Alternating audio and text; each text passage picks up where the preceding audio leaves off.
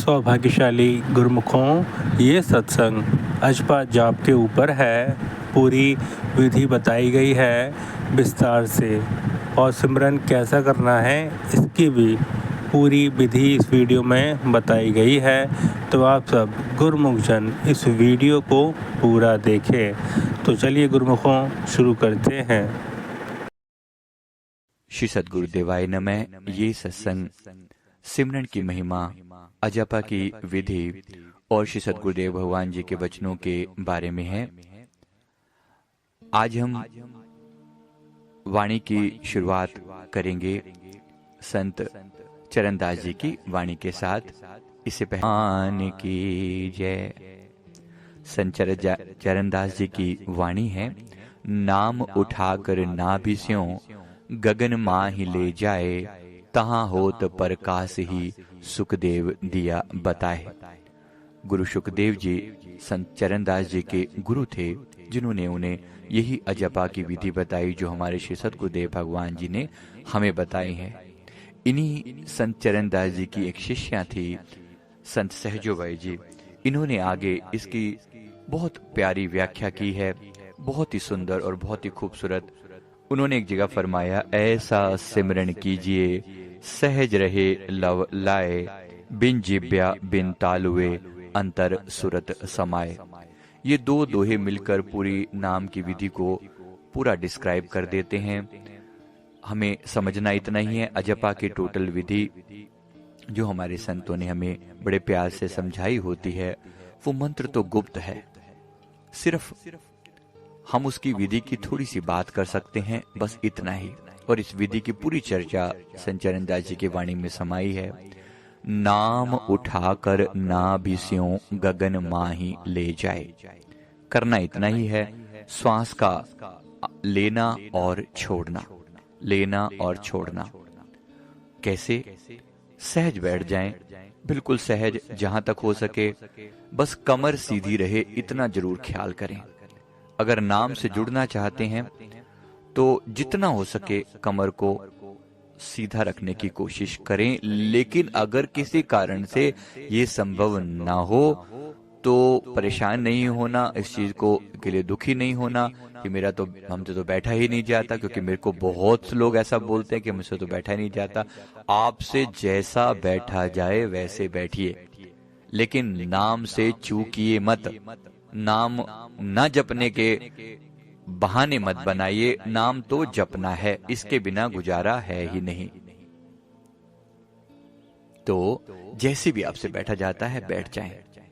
कमर को सीधी रखने की कोशिश करें, जो कर सकते हैं वो जरूर करें। सीधी रखें। सीधी रखते हुए भी कमर को सहारा नहीं देना, जहां तक संभव हो सके कमर को सहारा नहीं देना। किसी की बहुत मजबूरी हो, बिना सहारे के ना बैठा जाए तो कमर को सहारा दे सकते हैं, लेकिन कंडीशन तब भी यही है, कमर सीधी रहनी चाहिए। उसके लिए आप नीचे एक तकिया बिछा लें, तकिए के ऊपर बैठें। पतला तकिया हो, तकिए के ऊपर बैठ जाएं, या एक आसन बना लें। इसी तरह से कंबल को फोल्ड करके नीचे रख लें। अपने कूल्हों के पिछले हिस्से में कुछ ऊंची सी, हल्की सी ऊंची चीज रख लें, जिससे पिछला भाग थोड़ा सा ऊपर उड़ जाए। इससे कमर को सीधा रखने में बहुत सहजता रहती है, आसानी रहती है। कमर में पेन नहीं होता, दर्द नहीं होता। इतना। साथ में आपको किसी भी धरती पर बैठना है या बिस्तर पर बैठ सकते हैं, लेकिन बिस्तर ऊंचा नीचा ना हो, इस चीज का ख्याल करेंगे।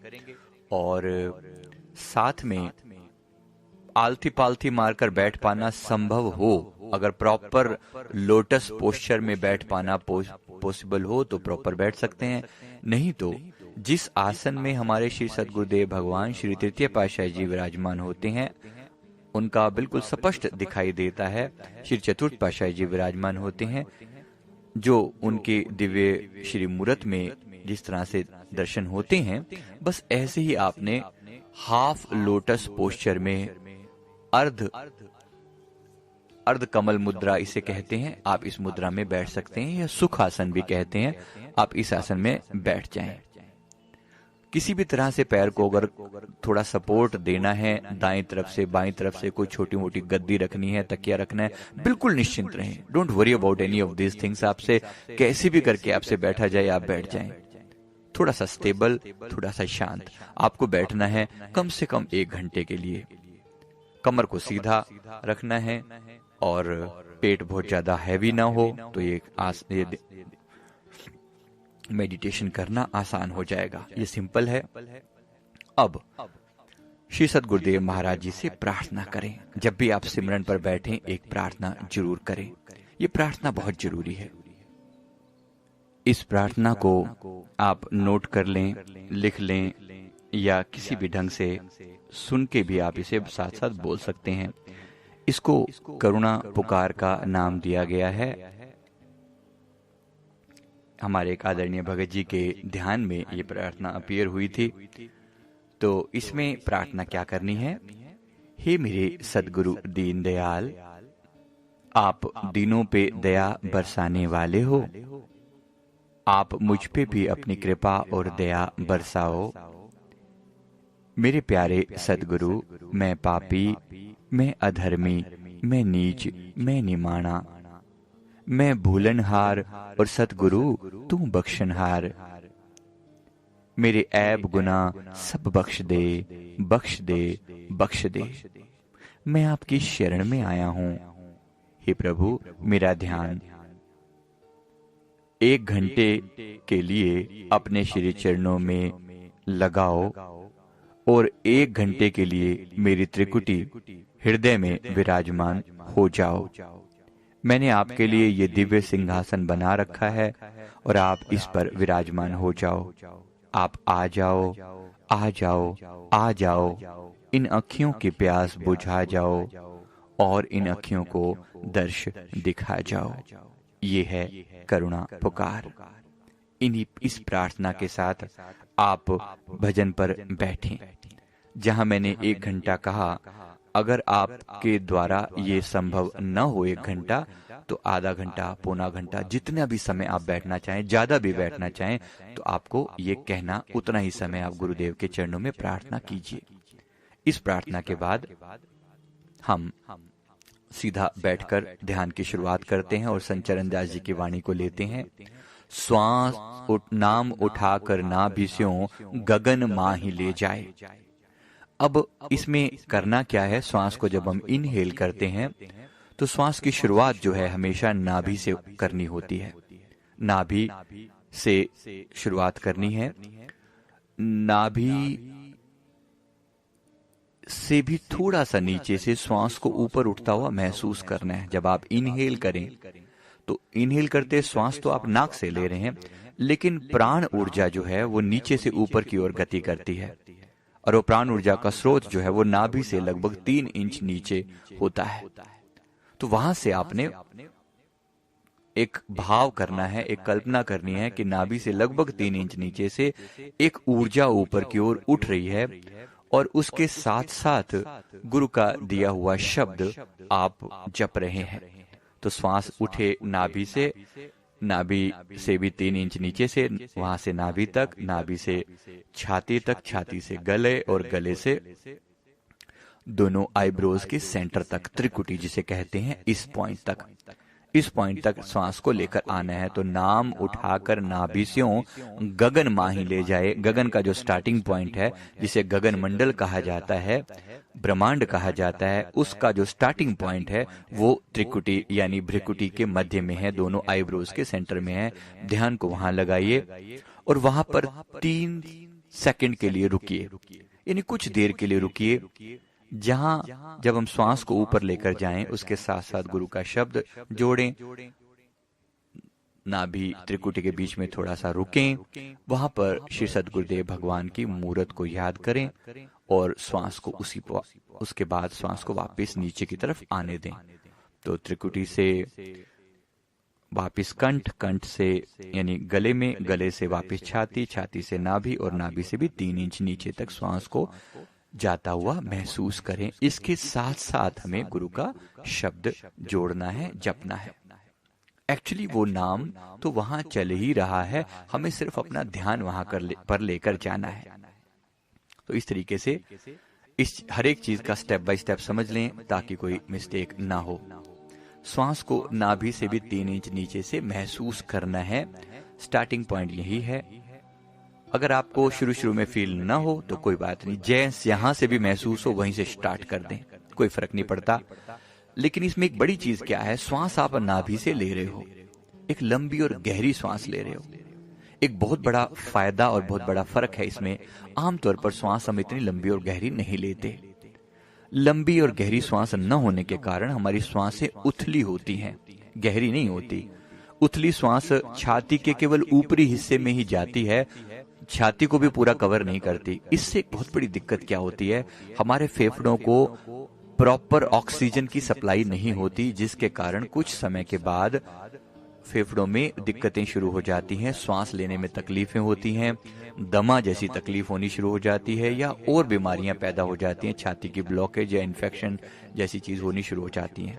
तो हमारे सदगुरु बहुत ही प्यारा रास्ता बता रहे हैं, और ये प्राणायाम अपने आप में इतना लाभकारी है कि केवल प्राणायाम को ढंग से करने मात्र से आप हजारों बीमारियों से बचे रहेंगे और साथ ही मन शांत रहेगा।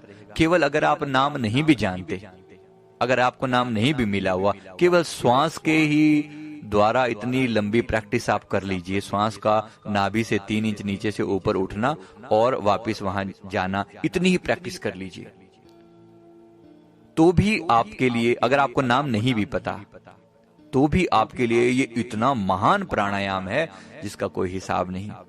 जो लोग भी थोड़ा सा इस चीज को जानते हैं, प्राणायाम की विद्या जानते हैं, योगा जानते हैं, उनके लिए बता दूं कि ये जो टेक्निक है, ये रेचक, कुंभक और बाहरी रेचक, कुंभक और श्वास खींचना और ऊपर ले जाना, इसमें सारी चीजें शामिल हैं, जिसे हम रेचक, कुंभक, पूरक ऐसे करके बोलते हैं। इसमें वो तीनों चीजें शामिल हैं। तो सबसे पहले पूरक, इसमें क्या होता है, स्टेप क्या है, स्टेप है कुंभक, यानी कि श्वास को अपने पेट में भरना, लेकिन प्राण ऊर्जा को श्वास को ऊपर की ओर जाते हुए महसूस करना। आप इनहेल कर रहे हैं, इनहेल में श्वास तो अंदर ही जाएगी, नाक से श्वास लेंगे, छाती से होती हुई श्वास जाएगी फेफड़ों से होती हुई और पेट तक। लेकिन इस दौरान महसूस ये करना है कि ये ऊर्जा, प्राण ऊर्जा नाभि से 3 इंच नीचे से ऊपर उठी और एक पाइप है, मान लीजिए एक पाइप है जो श्वास की नली जिसे हम कह रहे हैं, उसके थ्रू ये ऊर्जा, प्राण ऊर्जा ऊपर उठते हुई त्रिकुटी तक गई, दोनों आईब्रोज के सेंटर तक गई। वहां पर जाकर 3 सेकंड के लिए रुके। 3 सेकंड में अपने गुरुदेव भगवान जी की मूर्त को याद किया और वापस इसी तरह से श्वास को उसके बाद नीचे आने दिया। तो इनहेल और एक्सेल सहज, बिल्कुल सहज। मैंने बताने में इतनी लंबी व्याख्या करी है, करने में बिल्कुल थोड़ा सा समय लगेगा, कोई बड़ी बात नहीं है। लगभग 4 सेकंड में श्वास को इनहेल कीजिए, 3 सेकंड तक उसे रोकिए, 4 सेकंड में वापस एक्सेल कीजिए, और एक्सेल यानी कि श्वास को छोड़ने के बाद भी 2 से 3 सेकंड जरूर रुकिए।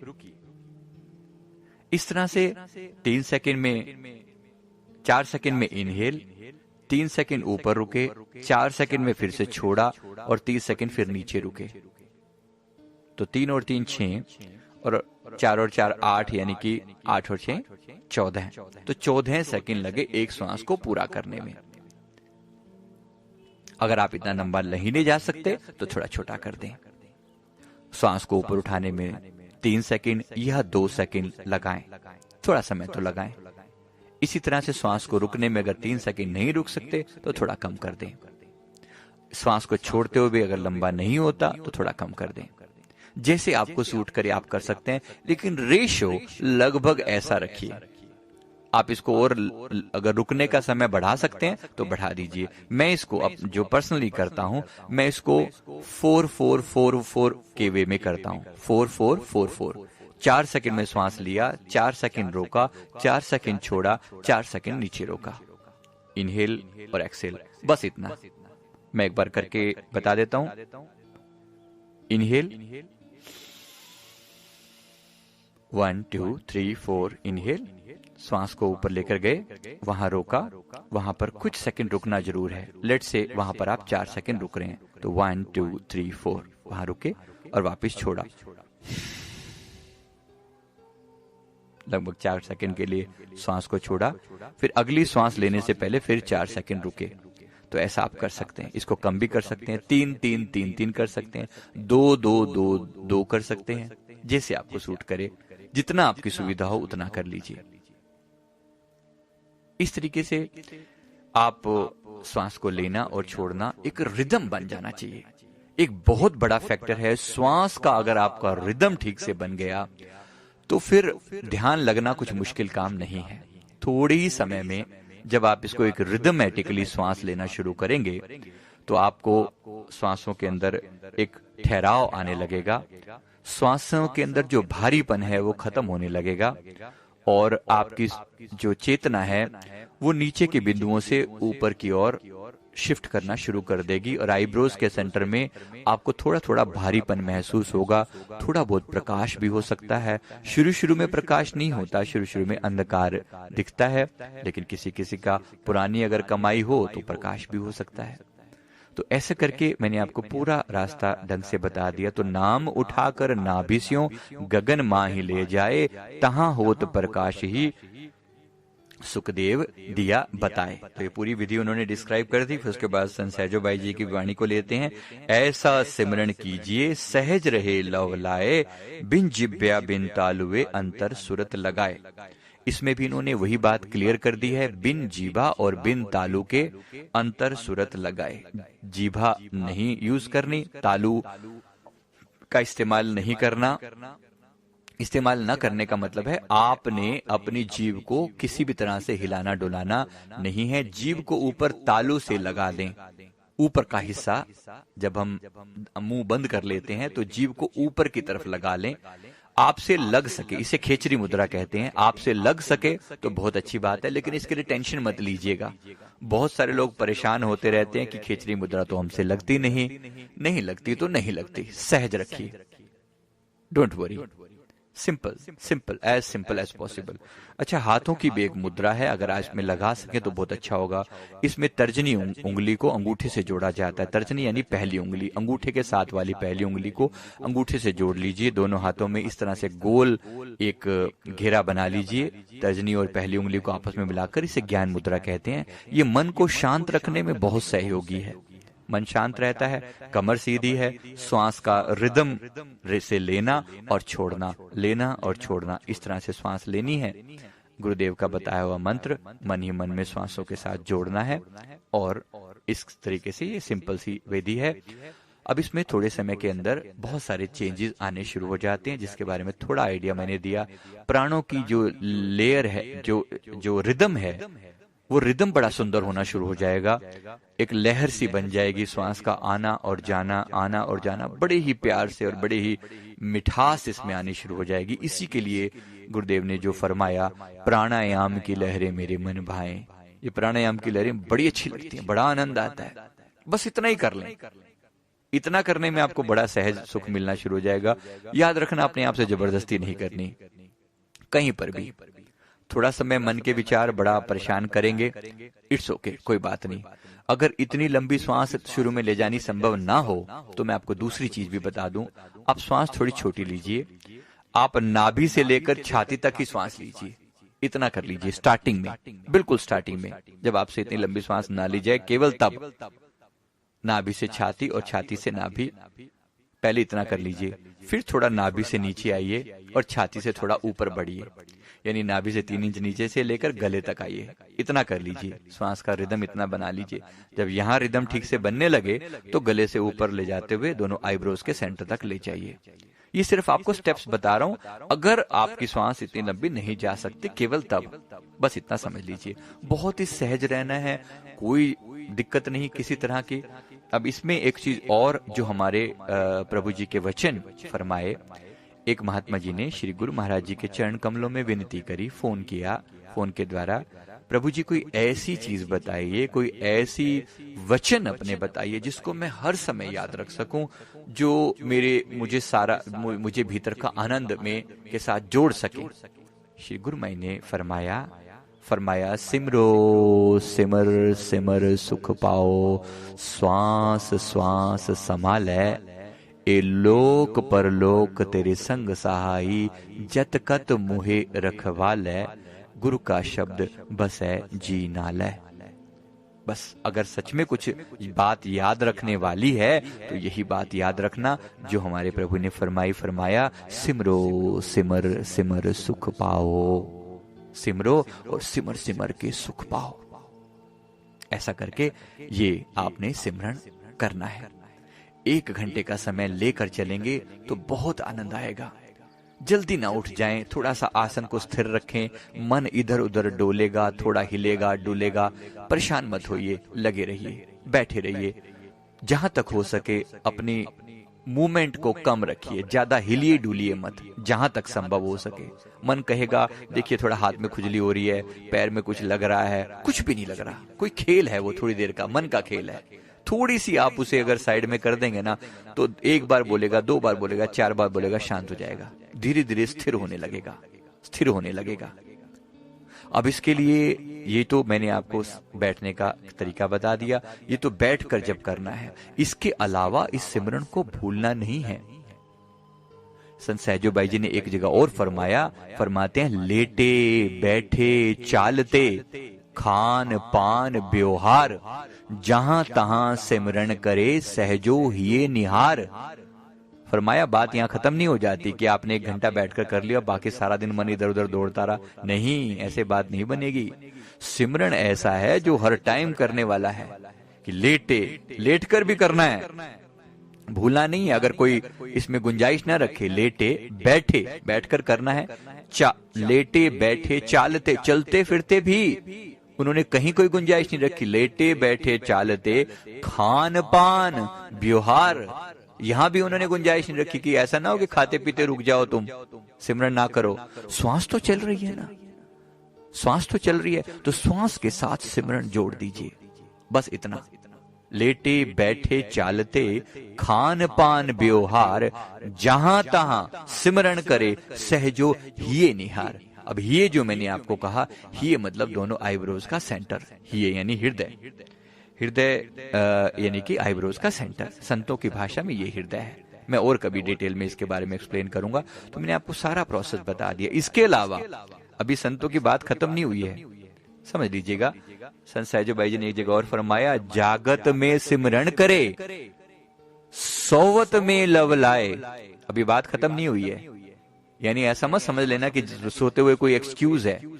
जागत में सिमरन करे, सोवत में लव लाए, सहजो इकरस ही रहे, तार टूट नहीं जाए, तार ना टूट जाए, लगातार श्वासों के साथ चलता रहे ब्यूटीफुली, लेट इट गो।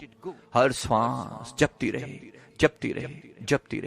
तू ही तू मेरे प्रीतम, तू ही तू। और अगर श्वासों के साथ जपते हुए नाम के साथ साथ अगर आप इस नाम की गहराई में डूबें, उसके मीनिंग में डूबें, तो कहना ही क्या, आनंद आ जाएगा, भीतर टिकाव आ जाएगा, बाहर मन भागेगा, बार बार दौड़ेगा, इधर उधर भागेगा, लगाए रखना, भीतर जोड़े रखना।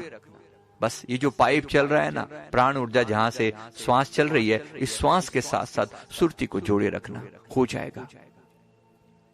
हो जाएगा। एक दिन वो परम कार्य भी हो जाएगा जिसके लिए सदगुरु फरमा रहे हैं। संत सहजो बाई जी ने एक बार फिर पूरी रास्ता ही क्लियर कर दिया। फरमाया श्वास से श्वास संभालता, एक दिन मिल सी जाए, श्वास से श्वास संभालता, एक दिन मिल सी जाए, सिमरन पैंडा सहज का मेरे सतगुरु दिया बताए। सिमरन पैंडा सहज का मेरे सतगुरु दिया बताए। बहुत ही सुंदर, बहुत ही प्यारा ये शब्द, सारी बात स्पष्ट कर दी। कहा कि श्वास से श्वास संभालता, श्वास में जो संभालेगा, जो नाम को संभालेगा, वो एक दिन जाकर मिल नहीं जाएगा। संत गोरखनाथ जी के हिसाब से हमारे किसी ने उनसे पूछा कि कितना सिमरन करना चाहिए, उन्होंने फरमाया 21,600 बार। 21,600 बार, ये कौन सी कैलकुलेशन है? फरमाया 21,600 कैसे? उन्होंने फरमाया कि 21,600 का मतलब, वैसे हम जब श्वास लेते हैं तो एक श्वास हमारी नॉर्मली, जो जब हम स्पीड से लेते हैं उसको छोड़ दीजिए, जब हम नॉर्मल बैठकर सहज श्वास लेते हैं तो 2 सेकंड में श्वास लेना और 2 सेकंड में छोड़ना, यानी 4 सेकंड में एक श्वास आती है। ये चलते फिरते की बात कर रहा हूं। जो बैठकर करना है वो बड़ी सहजता से करना है, जो मैंने आपको पहले टेक्निक बता दी। अब चलते फिरते की बात कर रहा हूं। चलते फिरते में एक सहज श्वास लेते हुए 2 सेकंड में लिया, 2 सेकंड में छोड़ा। इसमें रुकने की जरूरत नहीं है। जब आप चलते फिरते करें तब आपको रुकना नहीं है। आईब्रोज के सेंटर में रुकना संभव नहीं हो पाएगा। बस श्वास का ऊपर जाना और नीचे आना, चलने दें। तो इसमें करना है 2 सेकंड में श्वास ऊपर, 2 सेकंड में नीचे। एक श्वास को पूरा होने में समय लगा 4 सेकंड का। 1 मिनट में कितनी बार हुआ? 15 बार हुआ। 15 बार सिमरन हुआ। ठीक है, 1 मिनट में 15 बार सिमरन हुआ तो 1 घंटे में कितना हुआ? Multiplied by 60। और 24 घंटे में कितना हुआ? Multiplied by 24। अगर आप टोटल आप करके देखेंगे तो वैल्यू आएगी 21,600 बार। तो उन्होंने फरमाया कि ऐसे ही श्वास में सिमरन करते रहना चाहिए। जो समय बैठकर किया उसमें तो श्वास थोड़ी और धीरे चलेगी, सहज चलेगी, तो प्राणायाम होगा, बड़ा आनंद आएगा। चलते फिरते श्वास को नॉर्मली सहज चलने दें और लगातार सिमरन जारी रखें। तो मैं उम्मीद करता हूं इसमें हम सभी ने बात को समझ लिया है। इसके लिए समय सबसे कौन सा उपयुक्त है? समय सबसे ज्यादा उपयुक्त है वो है अमृत वेले का, ब्रह्म मुहूर्त का। हमारे श्री सदगुरुदेव भगवान जी से किसी ने पूछा था, श्री पंचम पातशाही जी महाराज जी से, कि प्रभु ये अमृत क्या होता है? गुरुदेव अमृत क्या होता है? श्री गुरु महाराज जी ने फरमाया कि अमृत की बातें सुनाएं या अमृत पिलाएं? कहा प्रभु अमृत के दाता हो, अमृत पिला दो तो आनंद आ जाए। श्री गुरु महाराज ने फिर फरमाया, सारे काम असी कर लेवांगे क्या? सारे काम हमने ही करने हैं, तुमने कुछ नहीं करना। फरमाया जे अमृत पीना होवे तो अमृत वेले उठा करो। अगर अमृत पीना है तो अमृत वेले उठा करो और फिर जपो, फिर आपको पता चलेगा कि सिमरन क्या होता है।